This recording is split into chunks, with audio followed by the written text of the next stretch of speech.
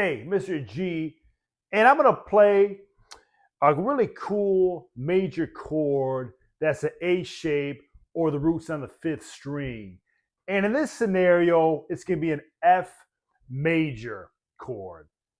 And so I'm going to start off with the F note on the fifth string. And I'm going to come up here to the fifth string, 8th fret, with my little finger and play that F note. And then I'm going to take my ring finger on the 4th string, 7th fret, and play that note. And then I'm going to take my index finger and place it over the 5th fret of strings 1, 2, and 3. But really, it ends up being over strings 4, 5, and 6 too. I kind of just place it over all of them. But what I'm going to do is on that 5th fret, 3rd string with the index finger, I'll play that note.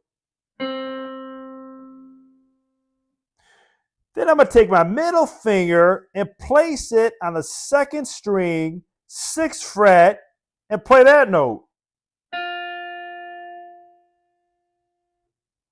And then I'm going to pick up that last note there on the 1st string, 5th fret, with my index finger. I'm going to play that note too. And when you pull it all together, it sounds and looks like this.